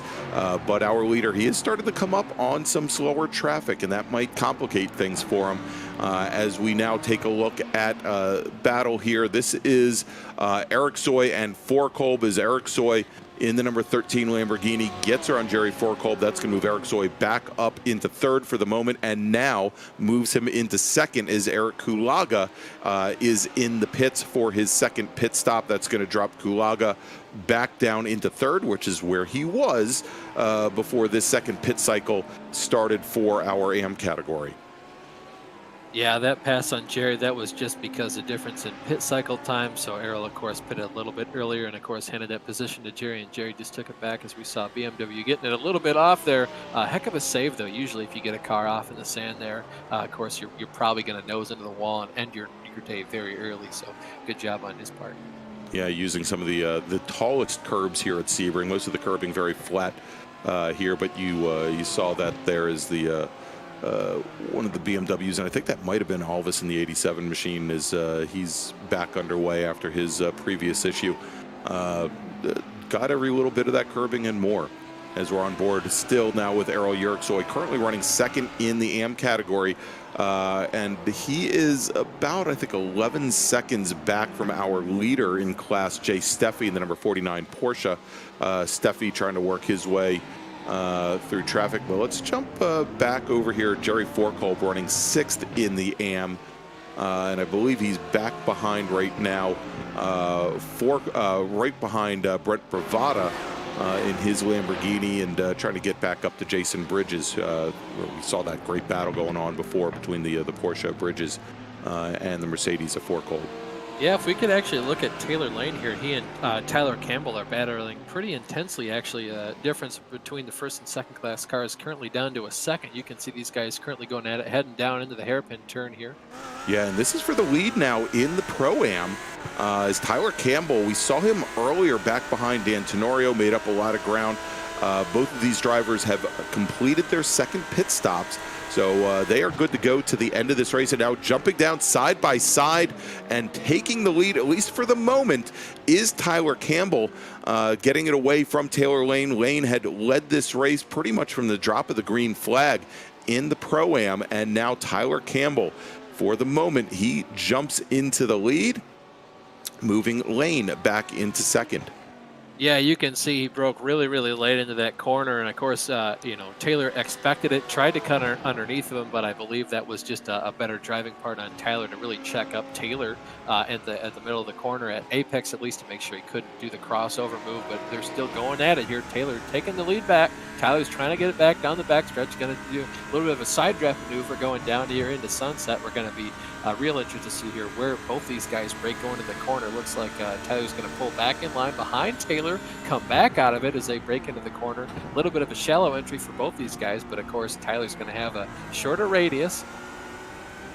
Yeah, but he's going to have a little bit more tire scrub there as well. And you can see that the Lamborghini a little bit more trimmed out than the Porsche. To start this whole sequence off, we saw them come out of turn 13 onto the Flying Fortress straight, and the Lamborghini looked like it had been shot out of a cannon. In that fairly short run down to Le Mans, was able to work its way ahead, and then down the back straight here, which is fairly long at Sebring, it took a while, but he was able to inch ahead of Campbell's Porsche. So Campbell, I think he's going to have to rely on the handling, obviously, of that car, but he's obviously going to have to keep up to the back end of the Lamborghini. Yeah, definitely, though. I think what you said, Greg, more tire scrub in that shorter radius. I think that really ended up hurting Campbell going down the front straight there. You can see now he's at least able to hold, kind of serve with Lane here as they go down the second half of the track here. I think right now, he saw it work before and he was able to break a little bit later. He's not quite close enough this time, but I think going on the backstretch, heading to Sunset, he might try to go for a little bit of a slide job. We can see if he does that. I think that's his second best hope you could try to see going down at the exit of turns 3, 4 there, down into 5 at the hairpin. He's trying to do a bit of a crossover move, but it's very, very hard to set that up correctly due to just the changing radius. All right, let's jump back as we've been following quite a bit tonight, the 39 car of Olsen. And Olsen putting that car around, coming through turn 1. That's Yuriksoy, actually. I think he just and yes, he gets into the 13. Is that Errol Yuriksoy, the 13 machine, who had been running third in the Pro-Am? Let's take a look here as Yuriksoy just doesn't have anywhere to go. As that other Lamborghini comes back across the track, and Yuriksoy goes into the Armco there. As we jump back now to the battle for the lead here in Pro-Am with Taylor Lane in the number 32 Lamborghini, Tyler Campbell in the number 6 Porsche, and once again locked more or less nose to tail here as they come out of Sunset, go down the front straight. You can see Campbell now trying to get underneath the rear wing of that Lamborghini as they go into turn 1, and they are going to be coming up on some slower traffic here, it looks like, Austin, in just a few moments. That might complicate things probably a little bit more for Lane than it does for Campbell. Yeah, we'll have to see who ends up getting affected by it more. It just really depends when you catch the guy. Sometimes you'll be down a straightaway. He just kind of pulls over and lets both the cars by. Sometimes he might hurt a guy on corner exit. Sometimes he hurts a guy on corner entry. Really just depends. Usually, though, these guys are pretty good at just realizing, hey, there is a race going on. I'm not in this race, so it's okay if I let these guys by. All right, as they come under braking now, going into the hairpin over number 7. Now, this is the section of the course where the Porsche has shown to be a little bit stronger. You have a couple of very quick switchbacks here. You make the run up towards turn 10, then a very tight right-hander, and then you've got a couple little bends going before you head over onto the tower turn at turn 13. And you can see here where Campbell is able to pull back right up behind that Lamborghini as they get under braking now and make their turn onto the Flying Fortress straight, not a back straight here, as they're right back behind the number 18 machine of I believe that's John Cooper just ahead of them. And this is where Campbell is really able to toss the Porsche around through this chicane here over at 15 and 16. But when things straighten out again, that's where the Lamborghini seems to have the advantage. Yeah, both these guys are really struggling for rear grip. You can see both their cars really dancing around on corner exit when they're trying to put the power down. As you can see, Taylor Lane just going to flash his lights there at John D. Cooper. Very good job identifying him there, Greg. You can see, oh man, Campbell really throws it into Sunset there. Tries to gain as much time as possible. Almost gets to his wing, but of course, Lane just going to be able to pull the lead back out. Wow, Taylor Campbell, Drift King there, going through Sunset, going through 17, the final turn here. Manages to stick it right back behind the Lambo, but you're right. Whatever advantage that Porsche might have had with maybe a little bit more aero downforce in some of the slower corners, it looks like he spent those rear tires trying to get up to our leader Taylor Lane, and I don't know if he's got the handling advantage at this point. We know, at least in a straight line, the Lamborghini has just a small leg up on the Porsche. Yeah, I think you're right. I think the Lamborghini's got a little bit more straight line speed. I think the Porsche is definitely better in the braking zones and the fast acceleration, as well as the high speed corners. You can see that's why he's able to gain so much time in Sunset there. So you can see Travis Kepler currently spun out, getting it all wrong there in the second half of the course. Yeah, and so let's take a look here at Kepler now, and Zach Kepler just ahead of Jerry Forkolb. It looks like he was tagged there. Tried to let Jerry by and just ended up. Oh no, he didn't get tagged. They made a little bit of contact. Yeah, trying to go too wide. Very, very hard to do that. Yeah, through the hairpin there, and that sent the 27 around off into the grass, and looks like big challenge there for Kepler, as he has now rejoined, and as we are now under 7 minutes, actually, just about 6. I can't do simple math in my head. 7 minutes away from the checkered flag here at Sebring. Yeah, currently, just for an update on your lead, you can see it as well on the left-hand side of your screen. Sean Campbell currently has about a 3.5-second lead over PJ Sturgios. We were just looking at the battle between the Pro-Am cars of Lane and Campbell. Right now, they're still locked tooth and nail, fighting with each other. And then the battle in the Am category, Jay Steffi has a commanding lead over second place Eric Culaga after saw Errol Uriksoi unfortunately get involved in an accident that wasn't his own fault, and just a real unfortunate deal there. If you're Errol, you can't possibly steer the car more to the left and defy the laws of gravity that way and just get more grip out of it, and you certainly can't straighten the wheel because you'll just nose into the tire barrier. So you kind of got to hope that the car in front of you holds its brakes and it doesn't end up backing into where you're trying to put the car on corner exit. But unfortunately, that's just part of racing. And definitely not what Errol wanted to see. Certainly, we were all excited to see how the battle ended up shaping out there. Well, this time by, as we're back on board with our leaders, Sean Campbell with PJ Sturgios, maybe closing things in just a little bit.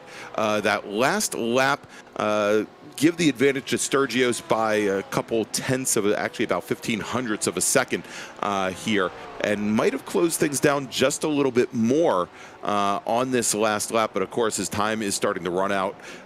Getting close to Sean Campbell is one thing. Being able to get by him is something else. Let's take a look as they cross the line here where we stand. And that last time by, indeed, Sturgios knocked almost 2 full seconds out of Sean Campbell's lead as they now have to start making their way through traffic. And you can see here as they're coming up on some slower cars. I think this might be fuel saving, actually, is the difference between these two lap times. I think it might be a bit of fuel saving. We'll have to see when Campbell can end up putting fast lap times back into his car, but I'll be real interested to see.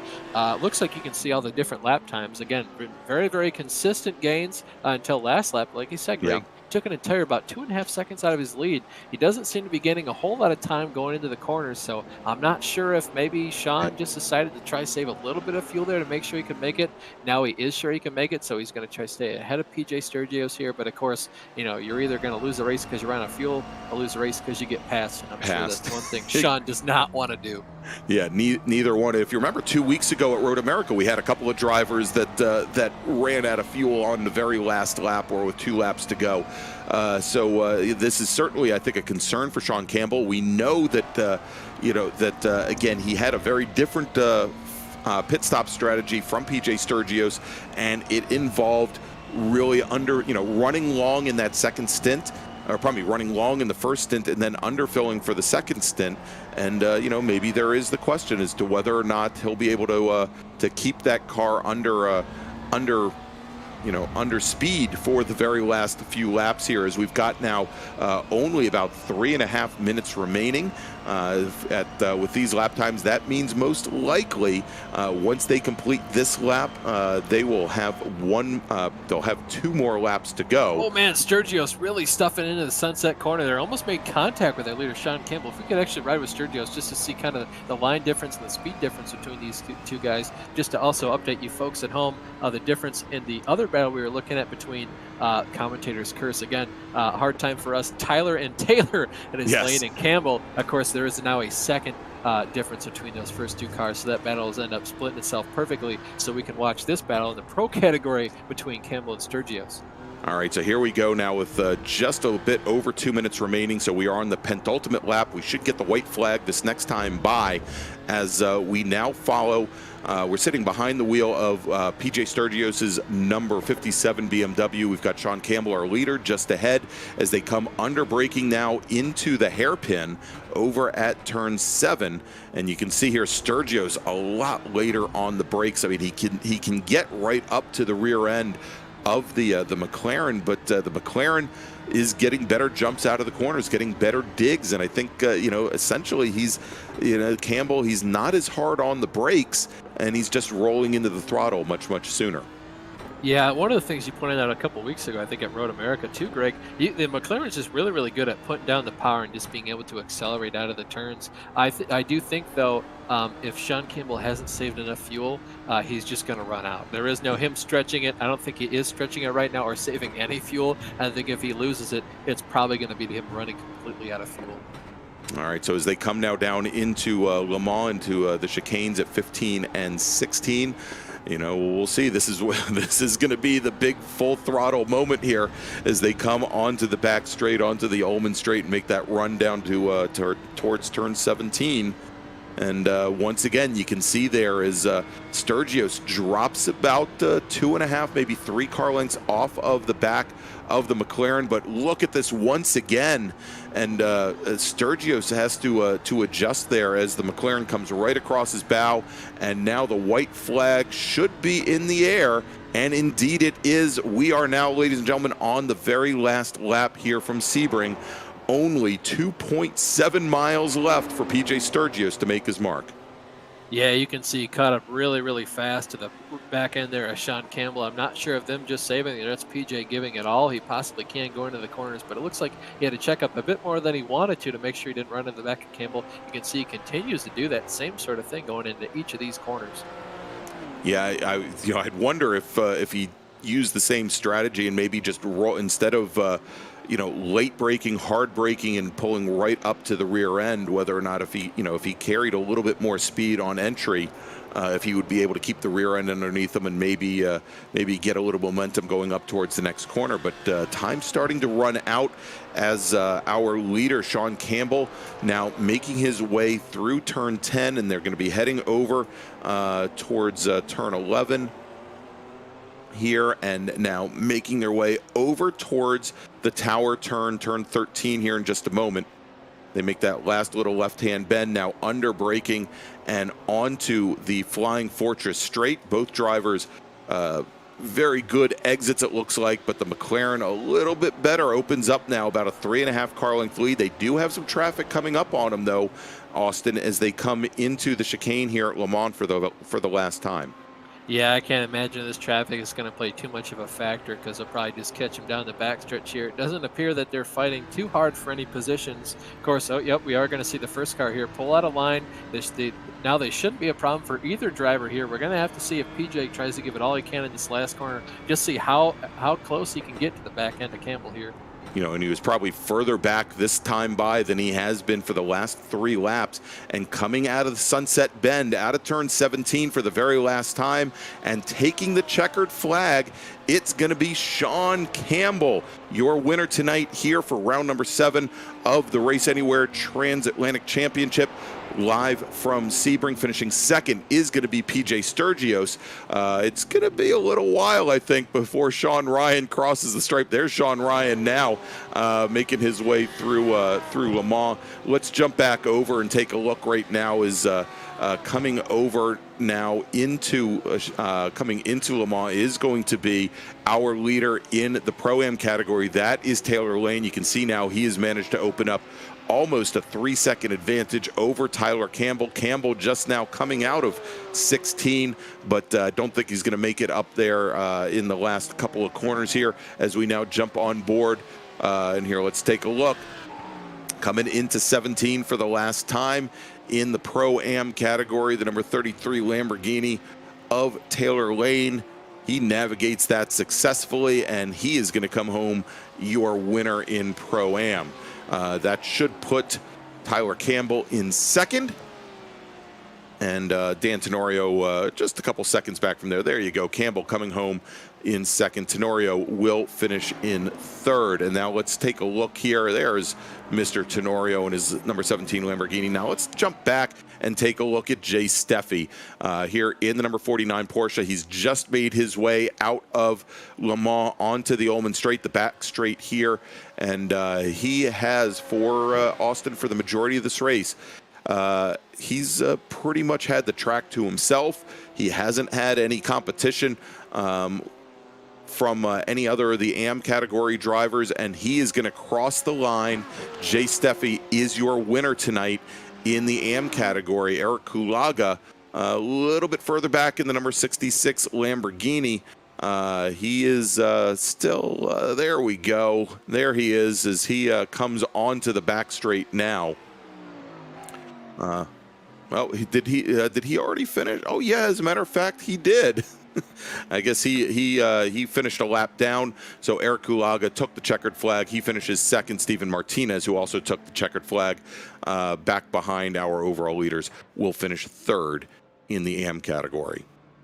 Man, what an exciting race. Really came down to the last couple laps, especially in the Pro category, the Pro-Am category, thankfully. Also another really, really close battle for us to watch right before the Pro battle came into play. And then the AM category, was shaping up for a great battle until some of our front runners behind Stay was taken out. But of course, Jay, I mean, just a fantastic race on his end. Did not make a single error. As we go through the race results here, Sean Campbell going to take home the victory in the Pro category, followed by PJ Sturgios. Sean Ryan rounds out your podium, followed by Justin Brunner in fourth. Nate Olson is the last car in the top five. Alex Ellis, followed by Harry Wills and James Pierce. And you know, before we move over to the Pro-Am, we were talking about attrition. I think when we take a look at the results here in the Pro category, this is, ladies and gentlemen, the definition of attrition here. Definition, textbook. All right, let's take a look at the results in the Pro-Am. And taking the win was Taylor Lane by 2.6 seconds over Tyler Campbell in the FTR Esports Porsche. Dan Tenorio in that Twisted Racing Lamborghini finishes another 8 seconds back from there in third. Frederick Lavoie in his Alt Racing BMW finishes in fourth. And Michael Culaga in his Vulture Motorsports Lamborghini finishes in fifth. And once again, you can see here how many drivers we had running at the end. All right, so let's take a look now at the AM category finish. Jay Steffi puts on a fantastic race. Great finish for him. Puts his Q3 Sim Sports Porsche on the top step of the podium, followed by the two Vulture Motorsports Blue drivers of Eric Culaga, Stephen Martinez in second, third, followed by Jerry Folkerob. And in fifth is Jason Bridges in his Solo Dolo racing car.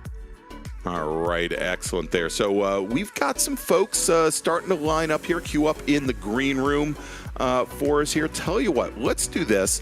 Why don't we start off as we're waiting for hopefully some folks from the Pro category to appear. Why don't we start off with the Pro-Am category, Austin? We're going to bring in first Tyler Campbell, who finished second tonight in the number 6 entry, and then we'll go to Taylor Lane, our winner.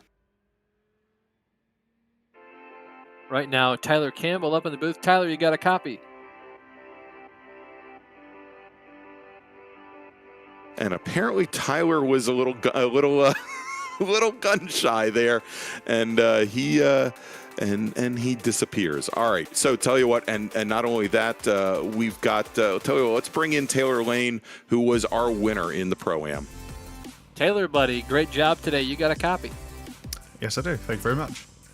Yeah, great job today. Tell us a little bit about what you had to do there at the end to defend from Tyler. That was a fantastic battle for us to watch. Yeah, that was an intense battle. I just had to make sure I hit my marks, get all the apexes, not make many mistakes, and then when he went past, I had to aim on getting back past as quick as I could. And yeah, managed to pull up a gap, which I was surprised to do. Yeah, I'll be honest. I was surprised myself the way he ended up trying to defend when he ended up doing that little bit of a slide job on. He tried to do the crossover move, and unfortunately, he was just there on the apex a bit too long. So unfortunately for you, but it ended up all working out at the end. He just a little bit delayed your retaking of the lead there. What did you have to do in order to keep your tires under you? I saw you guys both kind of squirming around trying to put the power down. The tyres were actually in really good condition. I think they just got a little bit too hot towards the end. I had one really sketchy moment just before the second pit stop where I went down into first in the hairpin, and the rear went round, and I thought, this is it, race is done. Full opposite lock, and the car managed to straighten itself up for the apex. But yeah, the tyres were in really good condition.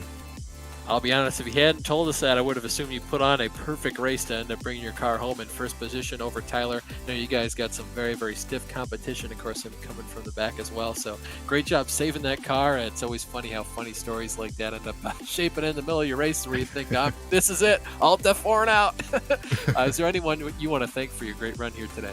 I'd like to thank my team, Fiercely Forward.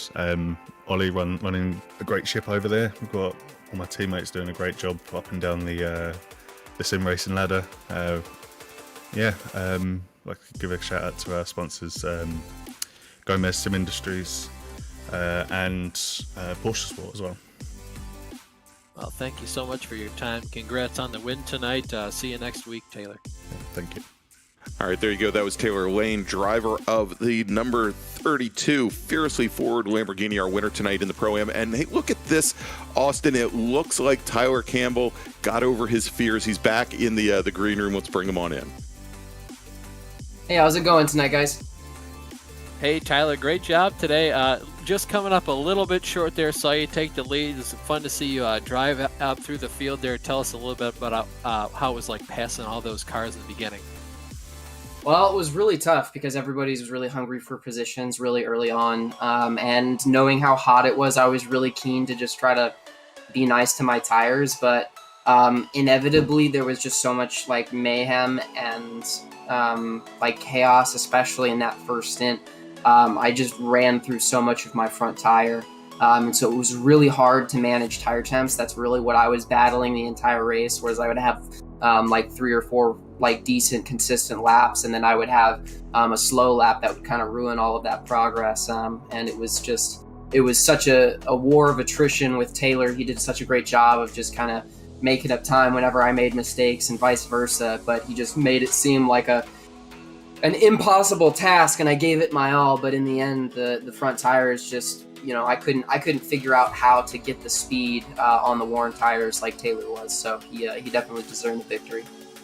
Yeah, it's certainly hard to come up through the field like you did. Talk us through what it's like knowing that there's going to be attrition at a place like Sebring, and how you maybe prepare yourself mentally to know that you kind of have to watch other cars and know that you need to go as fast as possible to make sure that you can end up catching a guy like Taylor, but also make sure that you're watching the cars around you to kind of see where they're making mistakes and make sure you're not caught up in them. Yeah, I mean, pretty early on, it was fairly apparent that there were a couple places where people were really, really struggling for grip. Sunset is always a particular one, going into turn 3, as well as the hairpin. Lots of people struggle with, the weight transition, especially when you've roasted the tires in like a deep braking zone. And so what I found myself doing is just, trying to brake earlier and kind of get all my braking done so I get to throttle much sooner than those guys and just pass them in the straights, hoping that, their frantic, opportunity to defend is what causes them to lose the position, and that ended up happening more often than not. I feel real bad for Wilson Brewer. He and I had a quick spat, and then he got taken out by a car in front of us. But that was a perfect example of kind of one of those situations where I saw that guy weaving all over the place, and I said I didn't want anything to do with that. Wilson just jumped right in feet first, and he just didn't even make it 2 corners with that guy, which is really unfortunate. Totally not on Wilson at all. But it's kind of the nature of these long races is you have to be aware of what kind of drivers you're around and make decisions. Because at the end of the day, you'd much rather be alive and finish the race than be right and say like that was my line and you were ridiculous. Yeah, for sure. Thank you so much for kind of letting us into your mindset there. Is there anyone you want to thank for putting your Porsche on the second step of the podium here tonight? Shout out to my team, FTR Esports and KM Cargo. Quick shout out to our own endurance league that we've got going on. FTR Esports is putting on a endurance event, also sponsored by Sim3D. Feel free to reach out to Calvin or myself for details. But really great seeing you guys put this on. Really enjoy this event. Thank you so much for the great commentary and for allowing all of us racers to give the opportunity to tell our story. Yep, thank you so much for your time, Taylor. That was Taylor Campbell, finished second in his category here tonight. All right, there you go. And now, tell you what, Austin, why don't we jump over to the AM category? We're having, the guys in the pros are a little shy tonight. So why don't we take our top 3 drivers in the AM category? Well, we were going to take the top 3 here. It looks like Mr. Martinez dropped out. Let's take first Eric Culaga, who finished second tonight in the AM category in his number 66 Vulture Motorsports Lamborghini. Hey, how's it going, guys? Hey, Eric, congratulations on your run tonight. Tell us a little bit about your race there. Oh, man, it was, I was pretty much fourth. I was relegated fourth. There was no hope of me catching anybody. And then Errol got caught up in an incident, and I leapfrogged Steve on the pit stops. I said I was doing hammer time. Steve didn't believe me, and I did. So my second run was monster, and I screwed up my first pit stop. They moved my pit, so I pulled into the last pit where I was in all practice, and I stopped, and nothing happened. And my guy's like 200 meters up the road, and I lost like 7 seconds there. So it was a good comeback, and very glad to finish second. Yeah, certainly some adversity there to overcome in the pits for sure. Tell us a little bit about, first off, your pitting strategy. Are you usually someone that likes to do your second stint, as long as possible, or do you kind of short fuel for both those later 2 stints to be equal? I kind of go on track position. So if I'm clear and I don't have any traffic around me, I'll run it out to the end. If there's a lot of traffic, if I'm behind people I think I'm faster than, I'll do a little a short run early and try to leapfrog them on the cycle and see how it plays out. It all depends. It's kind of play it by ear, see how the race is going, get a feel for it. You also don't want to go too far back and then get stuck in pro traffic trying to lap you and lose a lot of time that way. So you kind of got to balance it. At a track like this, it's a little bigger. You can do more. But this time we were kind of in clean air, so I just ran it out. For sure. Eric, is there anyone you want to thank for putting your car on the podium here tonight? Oh man, I'm just gonna say this. Everybody thinks this. We're just sitting in a room and it's easy. I'm pouring sweat. I need a shower after this. Michael Schumacher doesn't have his daughter come in and post headset off and be like, "Dad, mom doesn't let me play my games." And so there's a lot of extra things here, sim racing, that pro guys don't have to deal with. That's all I'm gonna say. The dog doesn't come in and lick Lewis Hamilton's feet while he's driving. For sure.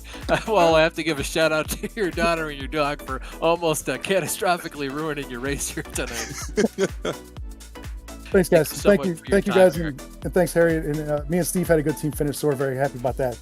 Good team points. Yeah, congrats again, brother. Thanks, guys. There you go. That's Eric Culaga, driver of the number 66 Vulture Motorsports Lamborghini. And tell you what here, let's bring in now finally Jay Steffi. He was our winner tonight in the AM category, driver of the number 49 Q3 Sim Sports entry. Austin, over to you. Jay, first off, congrats on the race, man. Drove an absolutely perfect race from start to finish. I don't think I saw you make a single mistake, never ran wide, never did anything you shouldn't have. Certainly just played the traffic how you had to. Talk us through that finish, man. Oh, yeah. I wasn't exceptionally fast, but yeah, consistent, paid off. The car was very, very stable. Pampered damper setup, great. It wasn't scary, and it was fun. I had a great time. Some of the P8 cars, Pro-Am cars, we had some good battles, so I had a great time trying to pass them. Yeah, I certainly saw you trying to fight your way up through those cars. Seems like you've had to do that the last couple of weeks. Talk us, first about all the progress you've made personally trying to get faster and faster in these cars. Yeah. So what I found is, and I'm sure everybody will second this, but if you're able to get out in front of the other cars, you're not battling the your competitors as much because you have the open track in front of you. You can hit your lines, and so I've just really focused on getting up past the first couple cars and just settling into a groove and hitting my marks and trying to drive away. Certainly. What are the things you do, when you have a large gap behind you, when you do come up to those cars in other classes? Are you certainly, do you just try to power through those guys as fast as possible and whatever happens, or are you mostly just kind of sitting there buying your time? Well, I make sure not to pee myself so I don't lose a spot or anything, but no, really it's just sizing up where they're fast, where I'm fast, if I'm able to make any runs. Not be super aggressive because we are in different classes, and just make the move when I can. Certainly. Thank you so much for your time there. Is there anyone you want to thank for putting your Q3 Sim Sports Porsche on the top step of the podium tonight? Like I said, Pamper Dampers, great setup, and Q3 Sim Sports, best pedals on the market. If anybody's looking for some awesome pedals, check them out. Well, thank you so much for your time, Jay. Again, congrats on the win tonight, and see you next week, buddy. Thank you, sir. All right, there you go, Jay Steffi, tonight's winner in the Pro-Am category, or probably in the Am category, driver the number 49 Q3 Sim Sports Porsche. All right, Austin, so as we get ready to wrap things up here for the evening, of course, want to thank everybody for watching. Want to thank our great title sponsors. That is Race Anywhere, who is sponsoring our driver championship, as well as Sim3D, our team championship title sponsor. You can find out more about Race Anywhere and their sim rigs and all their other equipment that they sell by going to raceanywhere.co.uk. And for Sim3D, of course, great button boxes, immersion kits, paddle shifter replacements, you name it. You can find out more about them at sim-3d.co.uk.